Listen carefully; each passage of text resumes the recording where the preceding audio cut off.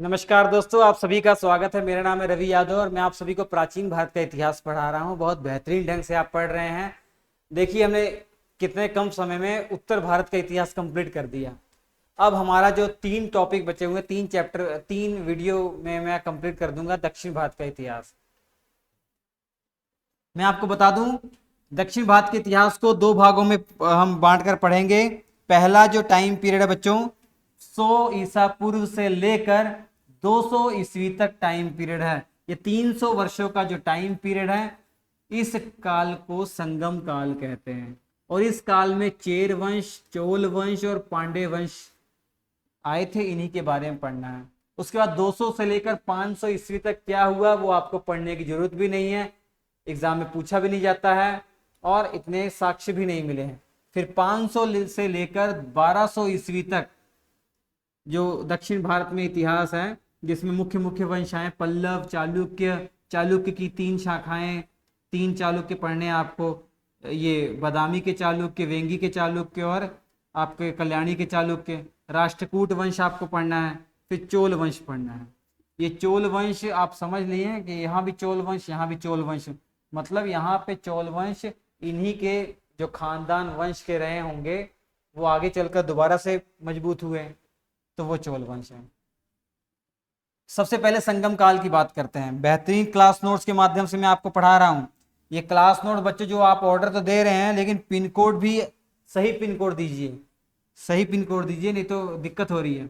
आप 7888774245 पर ऑर्डर कर सकते हैं। इसके क्लास नोट्स मात्र 149 में मिल रहे हैं और 25 पार्सल चार्ज है।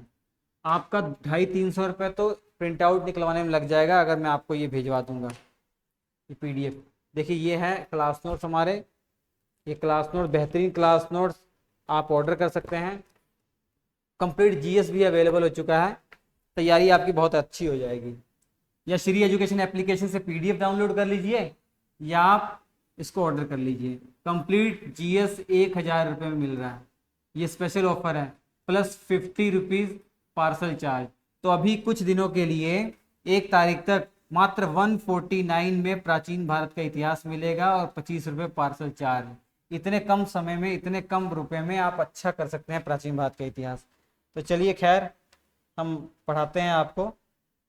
और हमें पढ़ना क्या है? संगम काल, 1000 ईस्वी से लेकर 200 ईस्वी तक का टाइम पीरियड। थोड़ा सा मैप देखिए। इस मैप में आपको दिखाई दे रहा होगा, ये देखिए, यहाँ पे पांडे वंश है, ये चोल वंश है और ये चेर वंश है।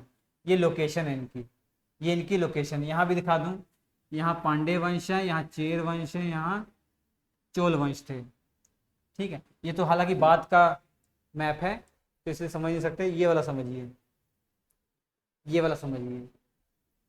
अब पढ़ना क्या क्या है इसमें वो आप समझने का प्रयास कीजिए। संगम काल, इस समय को संगम काल क्यों कहते हैं? क्योंकि ये वो वाला टाइम पीरियड है। इस समय जो कुछ तमिल कवि थे, उन्होंने सभाएं बुलाई, 3 सभा बुलाई गई थी। और इनके टाइम पीरियड में जो चेर, चोल और पांडे शासक हैं, इनका उस समय की सिचुएशन, आर्थिक स्थिति, सामाजिक स्थिति और भी जो धार्मिक स्थितियां हैं, वो सारा का सारा इन्होंने एक साहित्य में लिखा, जिसे तमिल साहित्य कहते हैं। इस तमिल साहित्य को संगम साहित्य भी कह देते हैं, क्योंकि इसकी स्थापना इस संगम काल में ही हुई थी। तो संगम काल कुछ और नहीं है, ये वो वाला समय है जब तमिल कवि आपस में मिलके 3 सभाएं वो बुलाए थे, संगम बुलाए थे। संगम मतलब मेल, ठीक है, तो यही है संगम का अभिप्राय क्या है? तमिल कवियों के संगम या सम्मेलन से है। ये किसके मतलब किन राजाओं के अधीन हुआ था, किन राजाओं के संरक्षण में हुआ था? तो पांडे वंश के राजाओं के अधीन हुआ था। जैसे बौद्ध संगति हुई थी भैया, बौद्ध सभा हुई थी, जिसमें बौद्ध भिक्षु, बौद्ध संत मिलकर सभाएं करते हैं और बौद्ध धर्म के बारे में किताबें लिखते हैं, साहित्य लिखते हैं। तो उसका स्पॉन्सर किसी न किसी राजा ने किया था। वैसे ही यहाँ पांडे वंश के राजाओं ने स्पॉन्सर किया था। इतनी बड़ी सभा हो रही है, इतने बड़े बड़े कवि आ रहे हैं, उनको देख रेख, उनके रहने के लिए खाने पीने की व्यवस्था होनी चाहिए ना। तो आर्थिक मदद पांडे राजाओं ने की। ये बहुत धनी थे उस समय, ये राजा बहुत धनी थे ये लोग।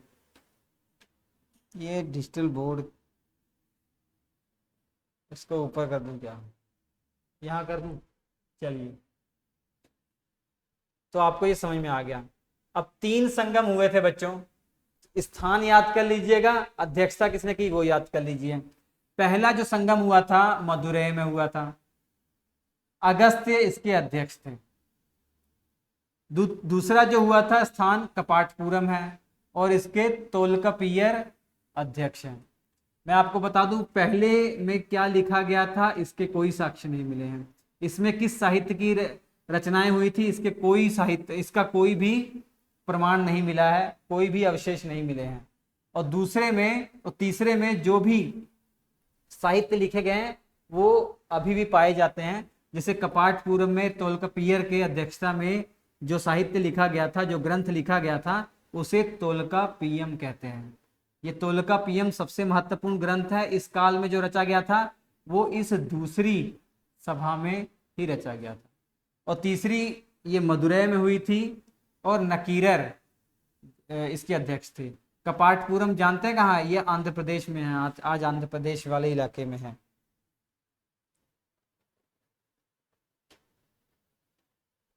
देखिए संगम का एक काल्पनिक चित्र दिखाया गया है। तो तमिल कवियों का मिलकर यहाँ सम्मेलन हो रहा है, ठीक है।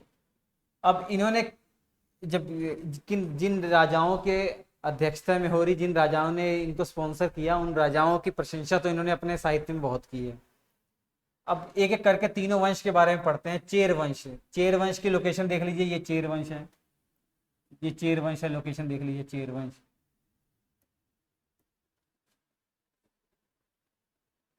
देखिए आज का जो केरल वाला इलाका है और तमिलनाडु का कुछ क्षेत्र, वहां पे ये चेर शासक फैले हुए थे। इनकी राजधानी जो थी वो वंजी थी, वंजी इनकी राजधानी थी। और तीनों वंशों का, तीनों चेर चोल पांडे, तीनों का कुछ ना कुछ चिन्ह है, प्रतीक चिन्ह है। इनका धनुष बाण था, इनका धनुष बाण था। प्रतीक चिन्ह मैं आपको दिखा देता हूं, देखिए धनुष बाण चेरों का है, चोल का बाघ है और पांड्यों का मछली है। ये आजकल एग्जाम में पूछा गया है, ठीक है। अब मैं आपको बता दूं बच्चों, एक शिलालेख है, पुगलूर शिलालेख है। इस शिलालेख से चेर वंश के 3 शासकों के बारे में हमें जानकारी मिलती है। 3 शासकों के बारे में मुख्य तौर पर जानकारी मिलती है, जिसमें सबसे महान जो शासक है वो एग्जाम में पूछा जाता है, वो शेन गुट्टवन। मैं आपको पहले बता दूं संगम काल से बहुत कम प्रश्न पूछे जाते हैं, जो पूछे जाते हैं वही मैं आपको पढ़ा रहा हूं। शेन गुट्टवन ये सबसे महान शासक हुए हैं चेरों के। इनका टाइम पीरियड लगभग 180 ईस्वी के आसपास है। टाइम पीरियड तो याद रखने की जरूरत नहीं है, ये आपके दिमाग में एक छवि बनाने के लिए। इन्हें लाल चेर या अच्छे चेर भी कहा जाता था। अब ये इसलिए इंपॉर्टेंट है क्योंकि इनकी एक पत्नी थी, उस पत्नी के लिए इन्होंने पत्नी पूजा का प्रारंभ कर दिया। अब ये प्रचलन चला दिया कि इनके राज्य में पत्नी की पूजा की जाएगी। एक जो स्त्री थी उसका नाम था कनगी, और इन्हीं के नाम से कनगी पूजा या पत्नी पूजा शेन गुट्टवन ने ही शुरू की, शेन गुट्टवन ने ही शुरू की। और इसके अलावा शेन गुट्टवन के बारे में इंपॉर्टेंट चीज ये है कि दक्षिण भारत में ये पहले ऐसे शासक हैं जिन्होंने सबसे पहले चीन के शासक के पास अपना राजदूत भेजा था। दक्षिण भारत में सबसे पहले राजा ये हैं जिन्होंने अपना राजदूत चीन के दरबार में या चीन भेजा था, ठीक है, चीन में अपना दूत भेजा था। ये याद रखेंगे आप। किसके बारे में? शेन गुट्टवन। तो चेर के बारे में, चेरों के बारे में सबसे महत्वपूर्ण शेन गुट्टवन है। इन्हीं संबंधित 2 चीजें आप याद कर लीजिए जो मैंने बताई हैं आपको। और एक अद्धा चीज, ये धनुष बाण इनकी प्रतीक चिन्ह है, वंजी इसकी राजधानी है, ये याद कर लीजिए। अब चोल शासकों के बारे में पढ़ते हैं बच्चों। चोलों ने तमिलनाडु का जो मध्य वाला इलाका है, उत्तरी भाग इलाका है ना, वहां पर नियंत्रण किया हुआ है। देखिए चोल कहाँ पे है, देखिए ये चोल है, ये चोल। है।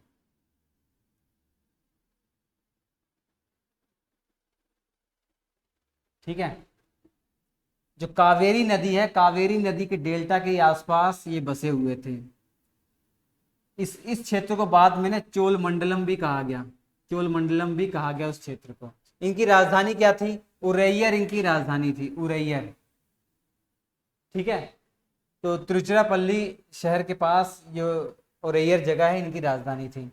बाद में इन्होंने अपनी राजधानी को चेंज कर लिया, कावेरी पत्तनम या पुहार नगर, कावेरी पत्तनम या इसी को पुहार नगर कहते हैं। बाद में ये राजधानी कर ली थी। किसने की थी भैया? आगे आप करिकाल शासक के बारे में पढ़ेंगे। इन्होंने अपनी राजधानी कावेरी पत्तनम या पुहार नगर कर ली। ये नगर भी इन्होंने इसे बसाया था, ये नगर भी इन्होंने बसाया था। उरैयर से ट्रांसफर करके अपनी राजधानी यहाँ कर ली। और इन लोग का प्रतीक चिन्ह क्या था? चोलों का बाघ, बाघ। ये जो चोल थे ना, ये अपनी नौसेना के लिए बहुत फेमस थे, अपनी नौसेना के लिए ये बहुत फेमस थे, कुशल नौसेना के लिए बहुत फेमस थे। और सबसे महत्वपूर्ण शासक मैंने बताया करिकाल, जिन्होंने राजधानी ट्रांसफर की थी। तो करिकाल के बारे में ही आपको इस वीडियो में पढ़ना है। चोल शासकों में जो नाम आएगा राजा करिकाल, इन्हीं के बारे में सारी चीजें आपको पढ़नी है। जो संगम साहित्य की मैंने बात की है ना, कई संगम साहित्यों में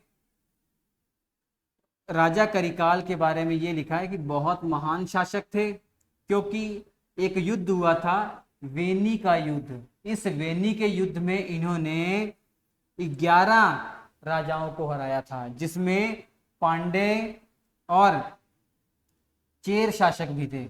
पांडे और चेर शासक और इसके अलावा 11 राजाओं को संयुक्त रूप से हराया था राजा करिकाल ने। तो राजा करिकाल के बारे में संगम साहित्य में इनकी प्रशंसा लिखी गई है कि इन्होंने वेनी का युद्ध लड़ा था और इस वेनी के युद्ध में पांडे चेर के साथ साथ 11 राजाओं को हराया था, ऐसा वर्णन किया गया है। देखिए, कुशल थे, बहुत बहादुर थे। इनकी सैन्य उपलब्धियों के कारण ही इन्हें तमिल क्षेत्र का अधिपति बना दिया गया, अधिपति माना गया। ठीक है, इन्होंने अपने टाइम पीरियड पर व्यापार और वाणिज्य को भी बहुत आगे बढ़ाया, बहुत संपन्न किया। और मैंने बताया उरैयर इनकी राजधानी हुआ करती थी, लेकिन इन्होंने कावेरी पत्तनम या जिसे पुहार नगर भी कहते हैं, इस नगर की स्थापना की और उरैयर से राजधानी ट्रांसफर करके कावेरी पत्तनम या पुहार कर ली। और इसके अलावा कावेरी नदी के किनारे इन्होंने 160 किलोमीटर लंबा बांध बनवाया, ऐसा कहा जाता है, ऐसा कहा जाता है उस समय इन्होंने 160 किलोमीटर लंबा बांध बनवाया। अब बारी आती है बच्चों पांड्य वंश के राजाओं के बारे में।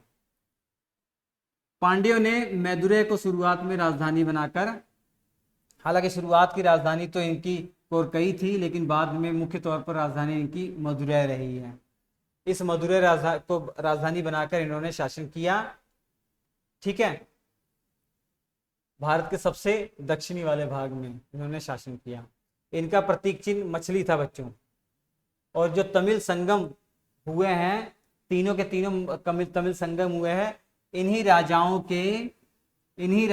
के स्पॉन्सर दिया था, इन्हीं राजाओं ने सुविधा दी थी, इन्हीं के संरक्षण में हुए हैं। और यहाँ के जो शासक थे, इन्होंने एक नियमित अपनी सेना बनाई हुई थी और बहुत धनी थे। ये लोग बहुत धनी थे, पांडे जो शासक थे ना, ये बहुत धनी थे। इसी कारण से तो कहा जाता है कि संगम काल जो सभाएं हुई थी, इसको स्पॉन्सर इन्होंने किया था, तो बहुत धनी थे। इनका जिक्र, पांड्यों का जिक्र जो मिलता है वो मेगास्थनीज, ये मेगास्थनीज के बारे में आप जानते हैं, इनकी पुस्तक है इंडिका। सेल्यूकस निकेटर ने चंद्रगुप्त मौर्य के दरबार में एक राजदूत भेजा था, ये वही है मेगास्थनीज। तो मेगास्थनीज ने अपनी पुस्तक इंडिका में इन लोग का भी जिक्र किया है, पांड्यों का भी जिक्र किया है, कि बोला गया है कि पूरा दक्षिण वाले भारत में जहाँ पांड्यों का शासन है, ये मोतियों के लिए, ये जो राज्य है मोतियों के लिए बहुत प्रसिद्ध है। और इस समाज में विधवाओं के साथ अच्छा व्यवहार नहीं हो रहा था, इस समाज में विधवाओं के साथ अच्छा व्यवहार नहीं हो रहा था। और ब्राह्मणों का प्रभाव बहुत ज़्यादा था। ठीक है, ब्राह्मणों का प्रभाव बहुत ज़्यादा था। वैदिक यज्ञ ये लोग करवाया करते थे। उसके बाद एक जनजाति का आक्रमण हुआ इस पांड्यों में, जिसे कलभ्रश जनजाति कहते हैं। कलभ्रश नाम की एक जनजाति का आक्रमण हुआ। इसके बाद पांड्यों की शक्ति खत्म हो गई, पांड्यों की शक्ति खत्म हो गई। और इस पांड्य वंश में जो सबसे अंतिम शासक जिसका नाम आप याद रख सकते हैं वो नल्ली व कोडन, नल्ली व कोडन, ये संगम युग के या पांड्य वंश के अंतिम शासक हैं। तो यही याद करना है आपको संगम काल के बारे में, संगम काल के बारे में। इसके बाद जो दक्षिण भारत का मुख्य इतिहास है वो ये है। अभी तक मान लीजिए 10% दक्षिण भारत के इतिहास में 10% संगम काल है और प्लस 90% जो है वो ये है चालुक्य, राष्ट्रकूट, पल्लव और चोल। ठीक है, तो अगले वीडियो में ये डिटेल में हम समझेंगे। ये समझने वाली बात है कि पैरेलल में भी काम कर रहे थे ये। जब पल्लव वंश था तभी ये बादामी के चालुक्य भी शुरू हो गए थे और कुछ दिन बाद वेंगी के चालुक्य भी अपना शासन चला रहे थे। मैप के माध्यम से बताऊंगा, कोई कंफ्यूजन आपको नहीं रहेगा। मैप का प्रयोग करेंगे, कोई कंफ्यूजन नहीं रहेगा, सब मजा आ जाएगा आपको। ठीक है, मैप लेकर मैं बताऊंगा। इसके क्लास नोट्स मैंने बता दिया आपको, श्री एजुकेशन एप्लीकेशन पर इसके क्लास नोट्स अवेलेबल हैं, या 7888774245 पर आप कॉन्टेक्ट करके इसके क्लास नोट्स पा सकते हैं। हम आपसे मुलाकात करेंगे अगले एपिसोड में, तब तक के लिए नमस्कार बच्चों।